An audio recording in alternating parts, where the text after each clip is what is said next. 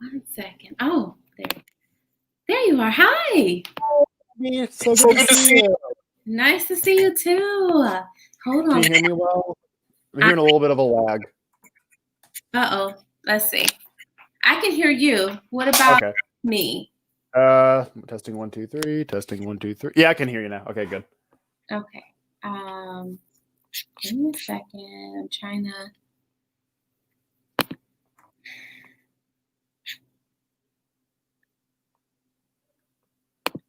Okay, we are live. How are you, Brandon? I'm doing so good. Oh my gosh, I'm so excited. I've been wanting to do this for ages. I'm so excited to do this. I'm excited to have you here.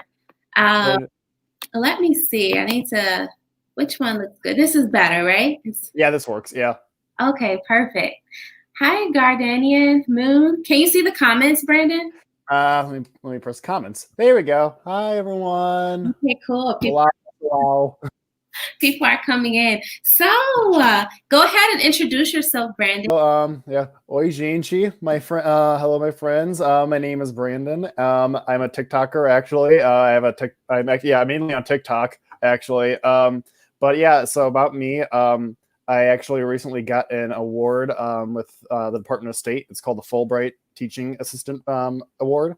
So I definitely wanted to talk a lot about that. But some main things about me. I have a TikTok where I talk a lot about Latin American geography, and also I talk about a lot about geography without South America and also the United States as well. I also lived a while in Argentina and Chile, primarily in Buenos Aires. So I talk a lot about my channel about Buenos Aires and about Argentinian Spanish specifically, and about like their jargon called lunfardo. But yeah, next year we'll be moving. Right now currently in Ohio, but with next May, hopefully it stays at that with COVID right now. But I'll be living in Brazil, teaching English in the university with the Fulbright program. So I'd love to talk to you about it and tell everyone about it and give you tips and tricks on applying for it in the future and all that jazz. So Yeah, nice. So, let's start with você fala português? sim, falo, mas eu gosto de dizer que é mais como portanhol, porque, porque eu estou aprendendo. Cada dia eu estou praticando com o meu professor. Ok, muito bem. Então, você fala espanhol? Sim, eu falo espanhol, porque eu vivi em América Latina por mais ou menos um ano. 3 meses no Chile e também 6 meses na Argentina. Oh, muito bem. E você fala muito bem em português.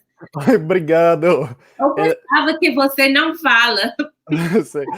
Agora eu acho que eu tenho um sotaque do estado de São Paulo, agora o interior, porque o meu professor é de São Paulo. Eu faço o italki. Oh, está bem. Muito bem. So, wow, he speaks Portuguese and Spanish y también habla español, porque Sí, tú vivías en Latin America, ¿verdad? sí, en América Latina, sí, yo pasé la mayoría de mi tiempo en Argentina, entonces yo tengo un acento re-argentinizado. ¿Verdad? Tú hablas como los uruguayos y Uruguayos también, sí, porque conoces Uruguay también, ¿sí? Exacto, sí. Sí, y Ay, también, ajá. y también yo bailo tango también. Sí, exacto. Bueno, mi primera vez en Latin America era en 2012. Yo fui a Uruguay. Oh, posta. ¿Cómo se dice en Uruguay? Posta. Eso es como, ¿en serio? Sí, amo Uruguay. Español de Uruguay es muy diferente, pero yo sé que es similar a Argentina, ¿no? Básicamente sí, es que hay muchos acentos en Argentina y el acento que yo hablo se llama el acento rioplatense. Es como el acento del Río de la Plata. Entonces, de Buenos Aires y de Uruguay tiene como un acento, suena muy como italiano, porque la mayoría de los inmigrantes, las personas en Buenos Aires, originalmente su herencia es de Italia y también de Francia, Inglaterra. Entonces, Uruguay como Montevideo y Buenos Aires es como esta gran mezcla de Europa y todas estas cosas. Es impresionante. Sí, sí, estoy de acuerdo. Okay, really quick, let's look at the chat. Hi, Yeah, Melanie of course. Goddess, Life, Lily, J Rod. I was just on his channel today, actually. He did an interview. Oh, qué copado. Yeah. Buen día, día. Sí, boa noite desde Puerto Rico. Yes.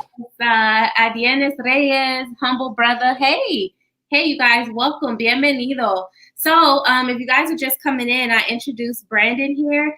He is actually moving to Brazil. It's on a Mhm. scholarship, right?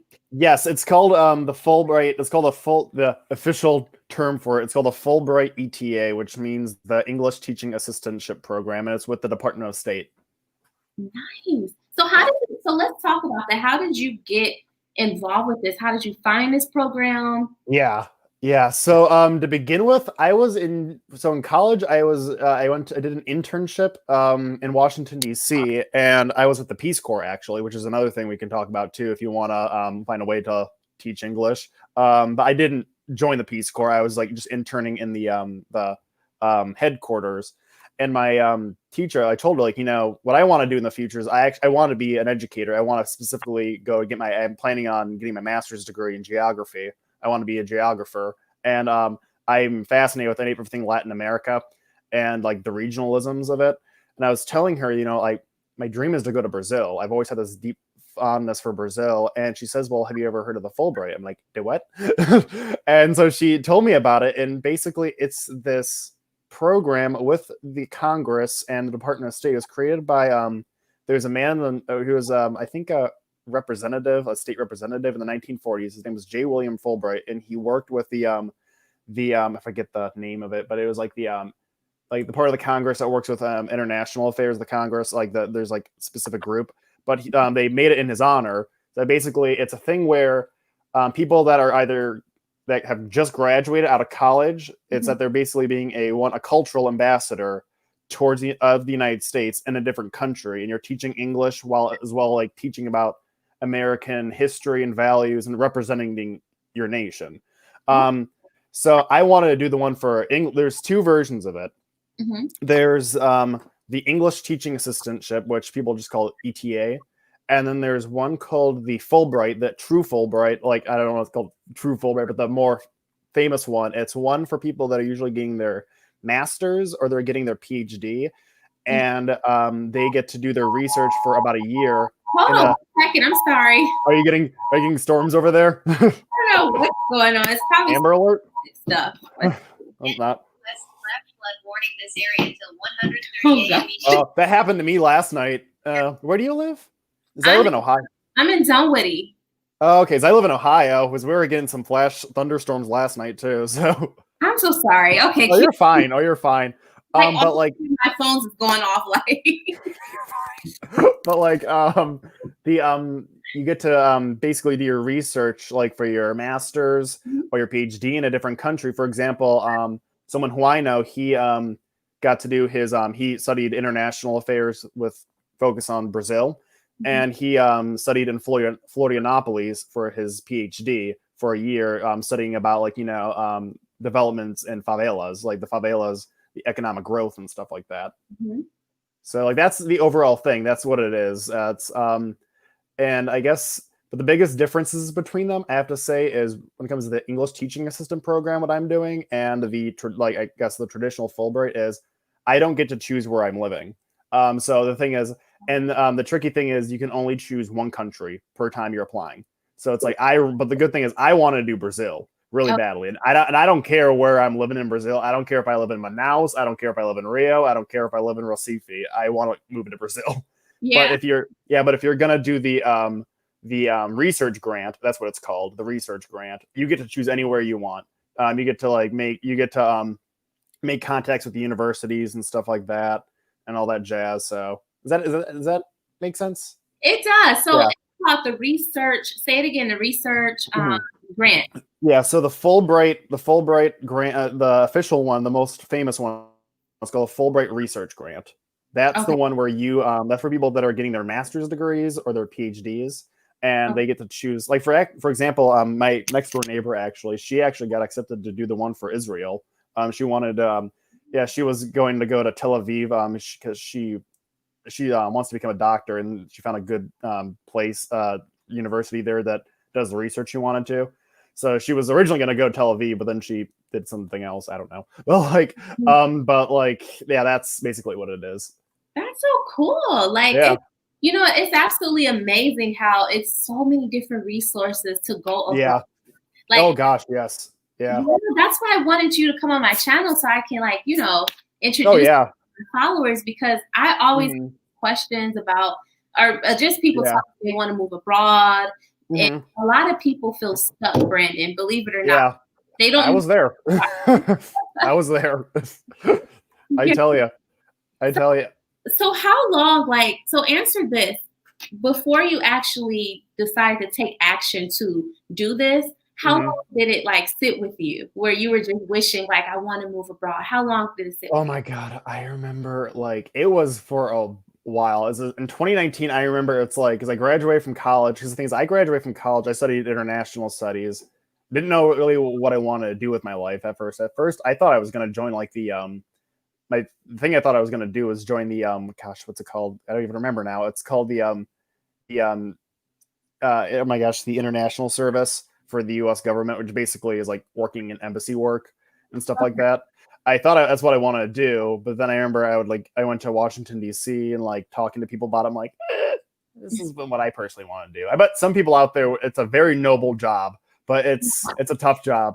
But I just remember I heard about this Fulbright thing, and at the time I was I had friends and I was talking to them. I'm like, should I do this? Should I not? It's I'm afraid, and I'm nearing last year. It was about a year ago when I officially applied for it, and I was dating someone at the time, and he was like, just do it, because I'm like, you have nothing to lose. The thing is, because at first I was scared because it's a challenging thing, really, because you're going up against people from Harvard to Yale at times. I went to a little school in Erie, Pennsylvania, so I was a little, but then I learned how to get the resources to do that too. But it's it was really but at the end of the day, it's I have nothing to lose, really. At the end of the day, it's if I don't get it right now, I can apply for another time. Plus, I got to learn all the different other resources I can do to go learn Portuguese in a different country and stuff like that.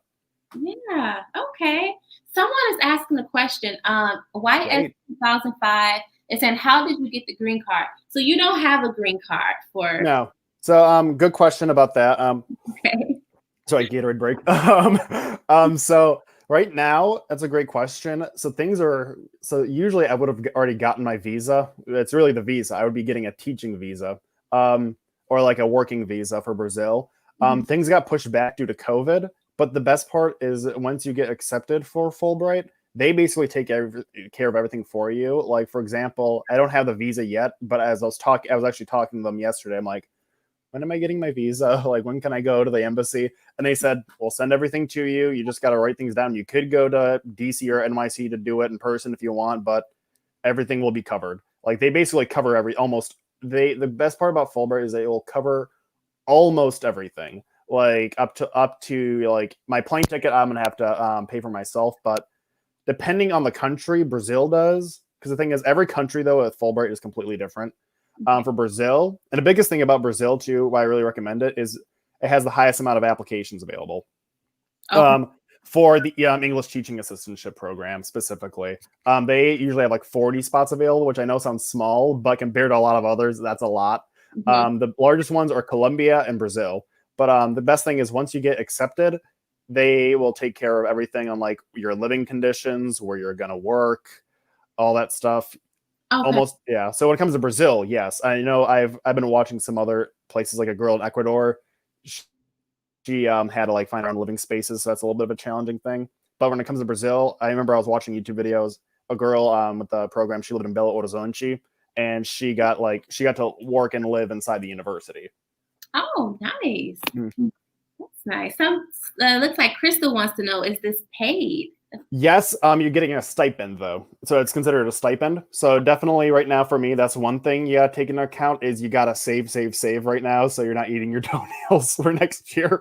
Basically, as I have my job right now, working as a substitute teacher, So I'm like, saving things so if you want to, like, for example, travel more around Brazil, I really recommend, you save money, but they will pay for your apartment, for example, and they'll Oh, yeah, depending on the place. Remember, I don't want to put it like is it really the tricky thing is it always just depends on the city okay. usually, from what I've heard, the majority of people I've talked to in Brazil, I would say like 90% of the time they're going to pay for it.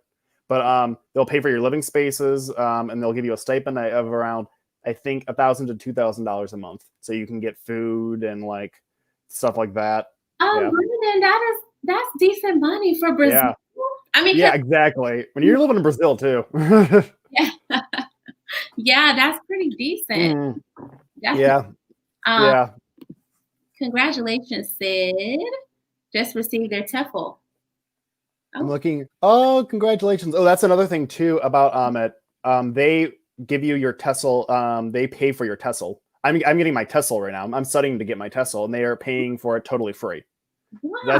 That's the biggest thing too. So if you want to get your teaching certificate, like they will if you get accepted, they will totally do it for free, and you just have to finish it by the time you leave. So like you can take your time on it and stuff like that. So that's a huge thing about it as well.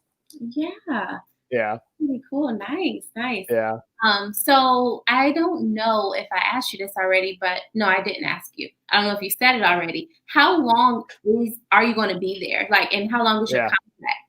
contract? Great question. So usually it's going to be 10 months. So basically the entire year. You're going to be there for the entire year. However, with COVID right now, things are a little up in the air.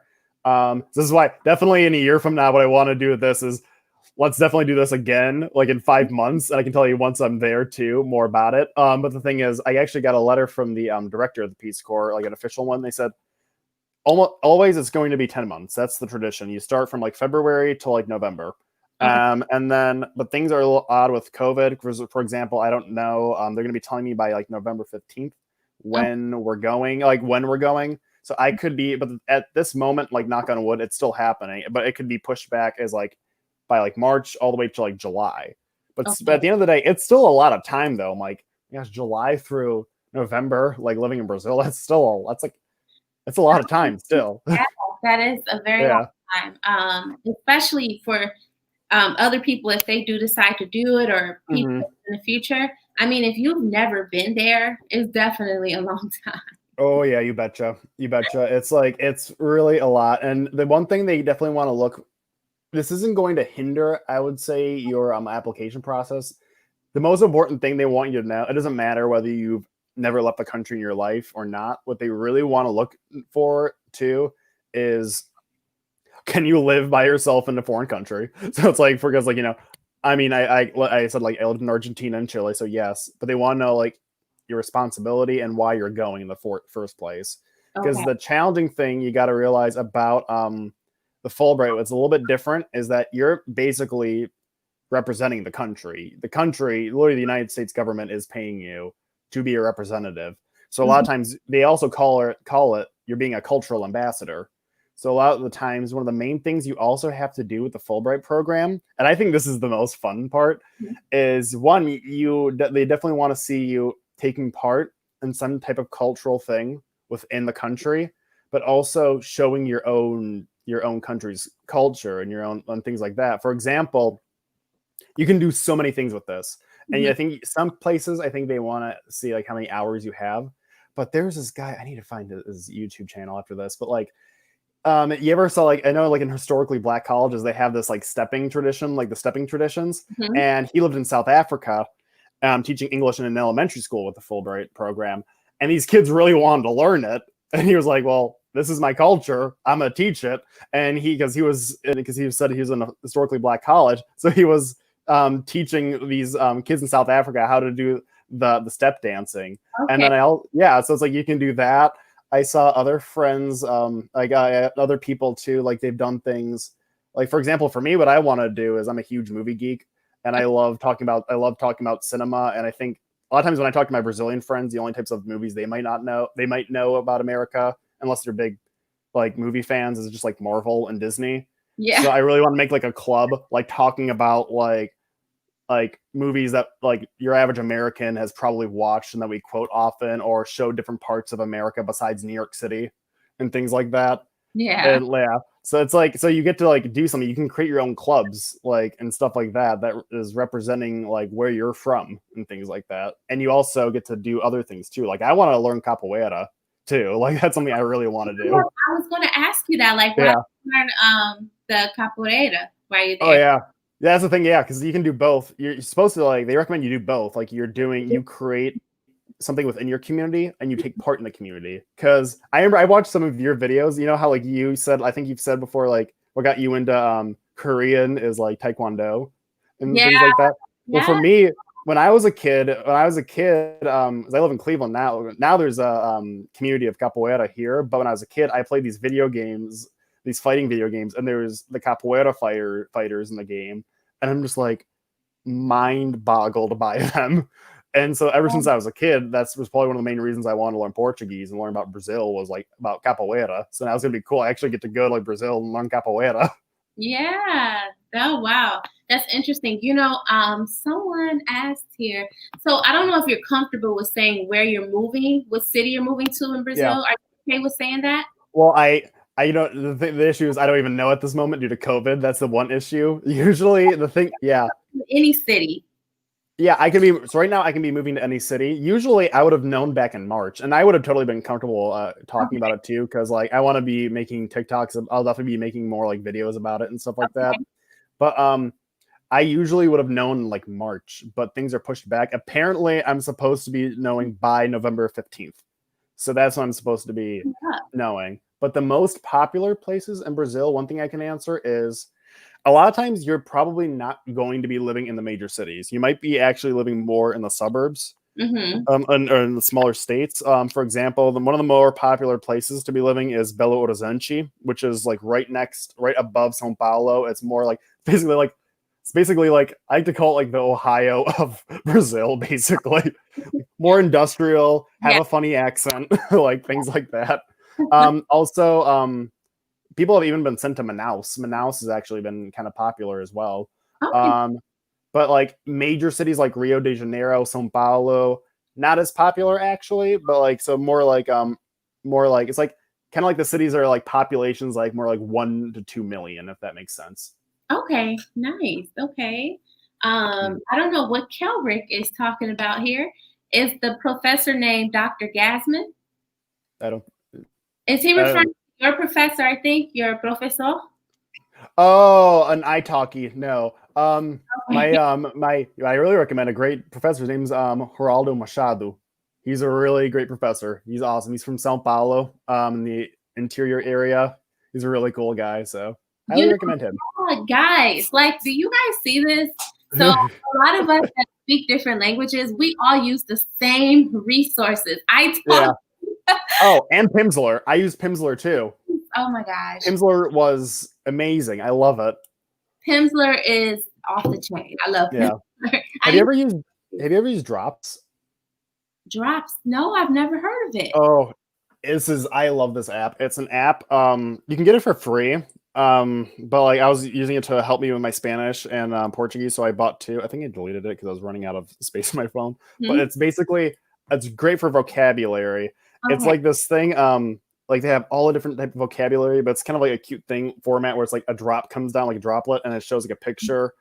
And like if you're learning a word like, I don't know, like dog, it says like o cachorro, and then like you swipe it to the right if you already know. It's kind of like Tinder but for language learning. But then if you don't know, then you swipe to the left and it'll keep reminding. If you do it daily, it'll keep coming back at different times. Okay. And things like that. Like it's a really good app. You can any language from like Portuguese to like Yiddish, they have it. It's crazy. Okay. Let's see, a professor from historically black college that went to South Africa. I'm not sure. Oh, let me look up this guy here. One moment. I don't know if you can still see me. I'm gonna look up this. I don't think he was a professor. He was a college student like my age, and he he had a really nice YouTube video I watched. Like maybe if I can, let me look it up quick. So Africa, Fulbright. Like this guy made an awesome video. Like here we go. he went this year. His name is Chalk Duck. Okay. I'm gonna see. Let's see. I can put it on here. Am I able to put things in here in the comments? Yeah, you should be able to. Let me see. Because this guy had a great video. I don't know if I'm able to. Yeah, I don't think I can. But his name is the Chalk Duck, I think. Like, yeah, the CHOC and then DOC. He had a great couple of videos like talking about his experiences in South Africa. So it was awesome. Like just showing like what you can do to also because the biggest thing about Fulbright is you're being a cultural ambassador. You want to show what the average American is like or what you grew up with in the States and stuff like that. Okay. Mm-hmm. Let's see. Naomi says like flashcards. I guess the drop. She's the first. Yeah, it's like flashcards, but you don't need to have a billion flashcards on your desk. You know, it's like it's all on your phone now. Yeah, okay. And it's like that up myself. Nice. Yeah. Oh, there you go. I wanted to ask you. I know they have questions too, but I wanted to ask you something about your language learning. Oh no, not about your language learning. I know. So your parents, how do your parents or your family or friends feel about you going to Brazil? Are they scared for you? Are they discouraging? Or are they? So I've gotten used to terrifying my parents. So it's like at this point, first my mom, she was even when I first went to Chile, she was like, and then I was like, I want to go to Argentina to like perfect my Spanish. It's like, and then by that time she visited me, like they visited me in Buenos Aires, and they're like, okay, I can understand why you love this continent so much. Like this is awesome. And now I told them like, I want to go to Brazil because they know what I want to do now, so now they're used to it. Everybody has slowly kind of gotten used to it at this point. When you first do it, people are going to kind of look at you like you have three heads. Like also like why Brazil? Because a lot of times a lot of people aren't really used to. Because obviously, I think the average American when they think of Brazil still is like City of God or something like that movie. Yeah, and it's like, while yes, that has happened in Brazil, that's like saying all of like United States is like, I don't know, like The Godfather or something because it's a giant country. It's one of the largest countries on earth with like one of the largest populations on earth. I've met people who lived in pure suburbia in Brazil and stuff like that. So when I show them that, and like you get to show people why you love this country so much in this area of the world, then they start to kind of like slowly understand, Yeah, because it's like it's the same with Colombia. I don't know about South America. Like everybody just it's just in Florida, but it's not. Colombia has beautiful parts and very I would love to go there. I remember I got to have an awesome when I lived in DC, I got to hear I got to hear the ambassador of Colombia speak. Like he was the US ambassador of Colombia. I saw him like give a speech. And he was talking about like he even said this, the US ambassador of Colombia said this. He says, "Mark my words, Colombia is the greatest success story of like the 20th and 21st century of like how far they've come since like the 80s." I wouldn't even know. I believe him. I've never been to Colombia. Now I really want to go. Like, you should. I've been 3 times. Oh my gosh! Wow, that's awesome. Oh my gosh! And then the other two is like it's also really cool too. Right now, seeing, I'm like shocked. Even with your with all the people in like the comments too. It's like it surprises me how much Americans are getting interested in Brazil now too. Because this is a country. It's like one of the main reasons why I love Brazil so much. Most people like learning about different countries based on how different they are. I'm fascinated by Brazil because how much we actually have in common with the country. Yeah. It's so cool that like our relations are slowly growing now. We're these two massive nations within the Americas with populations over 200 million. We're both like, the oldest democracies there.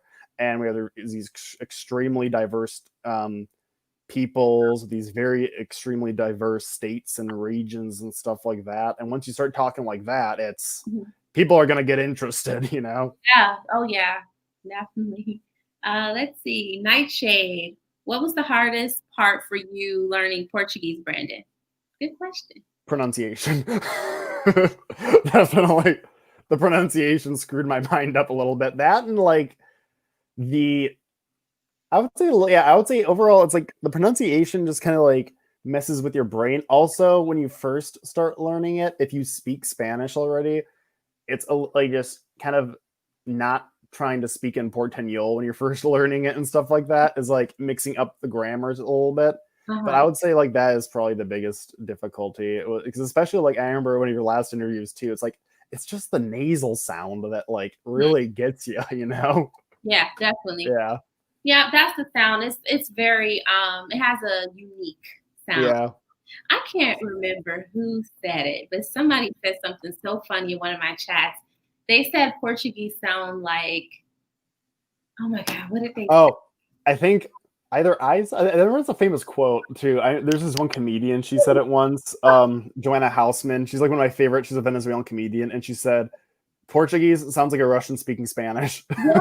Oh, that was you that probably commented that. Probably. Well, then I stole it then from Joanna Hausman. Oh my God, she's like a hilarious comedian. Yeah. And I'm like, where's the lie? Yeah, now that I listen to, I know when I saw that comment on my channel, I was like, you know what? Now that I think about it, it does. Oh my gosh. Well, the other hard thing too, I would say the challenge, I would say like it's impossible, but the challenge too right now with Portuguese with me is definitely the dialectal differences are intense. Like compared to the United States, like, yeah, I know here, like the States, we definitely have different accents and stuff like that. Like you can, if you're really equipped, yeah, you can hear a Midwesterner versus a Southerner and stuff like that. But Brazil takes it to a whole different level. Cause like the way I've like was like listening to like, you know, podcasts and I listened to a person from like Rio Grande do Sul and they speak like it's Spanish almost. Like I remember he said the word recently, which is recentemente, but he said it like recientemente. Like they roll the R's. Okay. And then yeah, like that one was fascinating. That's like where the Gauchos live. But then like Belo Horizonte, it just like they mesh everything together and it's like they ignore almost just like they just ignore all, like for example, like I don't know, like the city like Pomorogi, they'll say like Pomoroj or definitivamente. It's like they just ignore, like it's like stuff like that. Yeah. And then like Rio de Janeiro also too, the carioca kind of way of speaking. You know what it reminds me of, like, you know, in Spanish how Puerto Ricans they eat a lot of the words or they'll cut words off in Spanish. Yeah. It leaves students so confused. They're like, what? Yeah, that is definitely like Mato Grosso. That's definitely Minas Gerais. Minas Gerais, that's definitely the state that is, they're the Puerto Ricans of Brazil, basically. It's like everything is cut off in Belo Horizonte and stuff like that. See, I've never been to Brazil ever. Yeah, me neither. Well, technically me neither yet. Because like, but you have a contract, like you're legit to move there. This is that's exciting. I like to joke that I saw Brazil because I went to the border when I was in Argentina. I went to Iguazu Falls, which is one of the most mind-boggling places I'll ever been into my life. And it's just like, I didn't have the visa at the time. Now it's easier to get a visa there.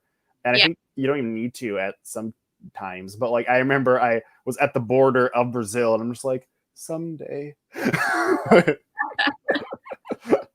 Look, Joe Southward was asking what's the best software for learning Portuguese? But what do you think? I'm gonna be honest. I've seen some of your videos and your last interviews. I really agree. It's the Pimsleur approach has been the best format for me.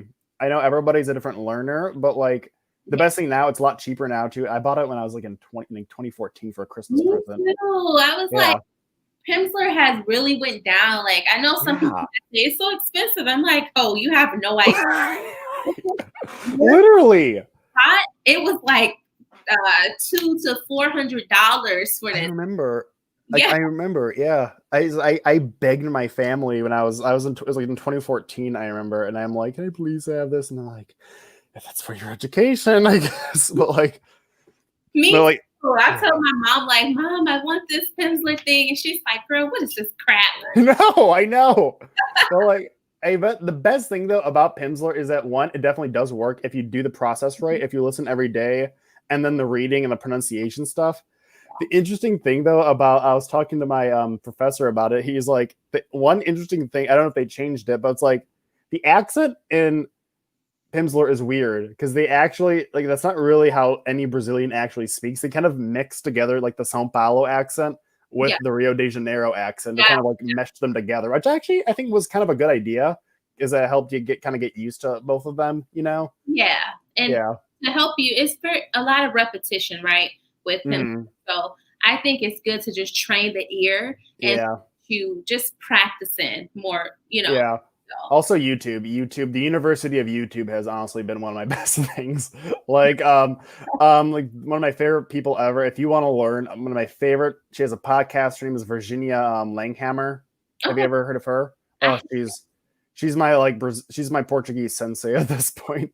It's like her name is Virginia Langhammer and it's called Speaking Brazilian, and she has a podcast for free. So sometimes for like a part-time job, I'm working in a factory night shift. So at nighttime, I'm like, I have like my little Portuguese in my ear.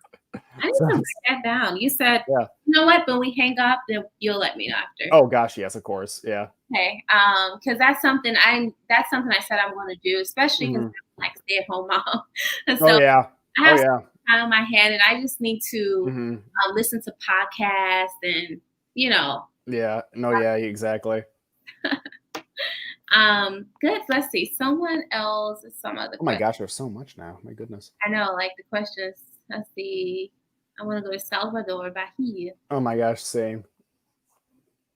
Bahia is like probably like my dream place to go to. Is honestly like one. It's for some reason I've kind of like fell in love with like Minas Gerais region because apparently they have the most they have like the best food in Brazil. Apparently, like they're known. They're like world renowned. They have the best food in Brazil. They're like they're also like the Louisiana of Brazil. But like they have that. Also Bahia like fascinates me. Like definitely like northern Brazil. I would love to get to know more of and like get to know like Afro-Brazilian culture and stuff like that. Yeah. Well, nice. So Brandon, I mean, it's been such a pleasure having you on here and having you guys here in the chat. Do you guys have any more questions for Brandon before we get off? And also, so just one more time, te voy a hablar en español, ¿está bien? Claro, sí. Una pregunta. Ok, ¿cuál es tu comida favorita en Argentina? En Argentina, ¿dónde puede empezar?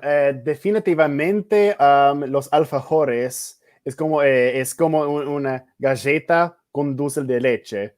Es riquísimo.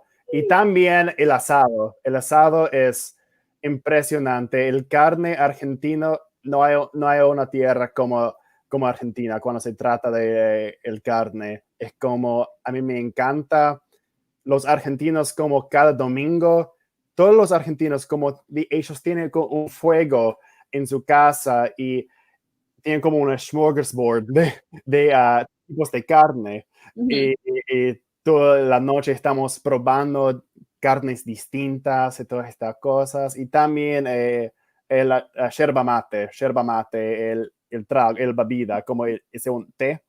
¿Sí? Es re bien.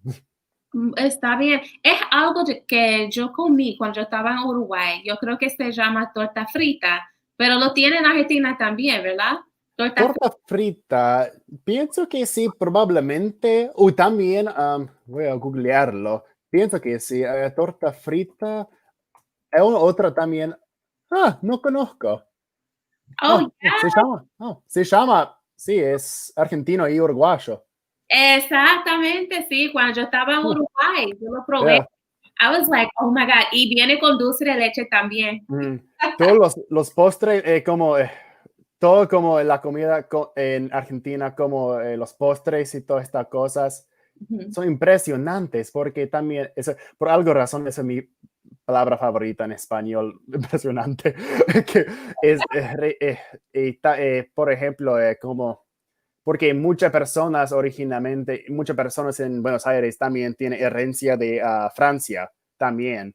Entonces, tiene mucho de como ese tipos de dulces de Francia, pero un argentinizado. Todas las cosas son muy dulces.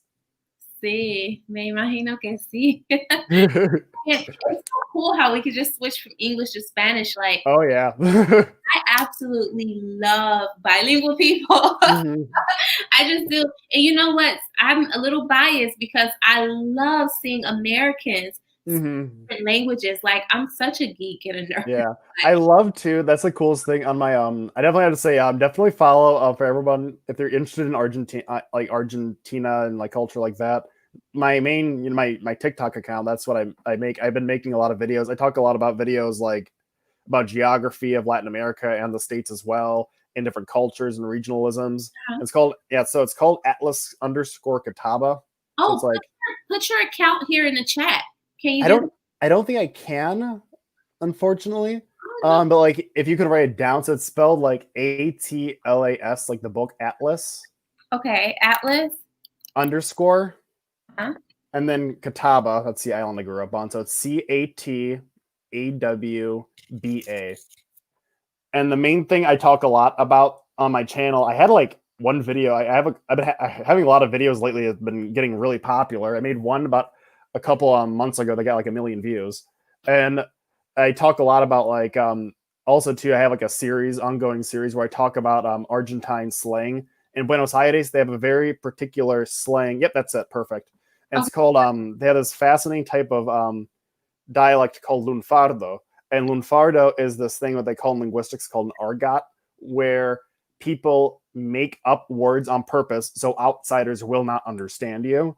Oh, And so when you go to Buenos Aires, a lot of times you'll hear words that just don't exist in Spanish, like in Spanish. And uh-huh. they'll take words from Italian or from French or even English and kind of Argentinify them. For example, like, an Argentinian, like, they would say instead of saying instead of saying like que aburrido, like que aburrido, they're gonna say que fiaca. Like che, que fiaca. Fiaca comes from Italian. And Oh, so they say okay. que fiaca, boluda. Or stuff like that. Or they'll say pibe instead of chico. Pibe comes from French. Okay. Or yeah, so I make a lot of like, or instead of saying beber, like quiero beber un trago, they're gonna say quiero chupar algo. So it's a fun type of slang to learn, especially in tango lyrics. If a Mexican or a Puerto Rican was listening to them, they're like, "That ain't Spanish." Like, That's so, the slang. Someone yeah. to see you here, Brandon. No Buena sweat. suerte en Brasil, Brandon. Que te vaya súper bien y aprenda. Oh, nice. Bailar samba. Oh, me encantaría. Me encantaría aprender el samba. También, Yeah. eso, a mí me encantaría aprender samba. O también, ¿conoces? Se llama fojo. Yes, yes, yes, yes. Oh my gosh. I heard of that. Fojo is crazy to watch. I love listening to it. I listen to Fojo at the gym. Like it pumps me up. Like, I it's watched you type it in YouTube, you can see people dancing to it. yeah, I'm like, how's your body do that? Like is it that or also because that's like the stuff that helped me learn Portuguese was music like Fojo, samba, and bossa nova. I'm a huge bossa nova fan. Like that's I listen to bossa nova before I go to bed because it's so calming. Nice. Well, Brandon, muchas gracias por estar aquí. Yes, thank you so much for being here. It's been such a pleasure. And you're definitely Oh, back. and Okay. if you want to, after this, because I can't do it in the comments, but I'll definitely put in information about the Fulbright scholarships and stuff like that. Yeah. And also different resources, for example, for different Portuguese things. Like for example, I can send like a link. Also, they don't do, for example, the Peace Corps where I used to intern at. They don't do it for Brazil, but they do have teaching opportunities in Mozambique in Africa as Oh, well.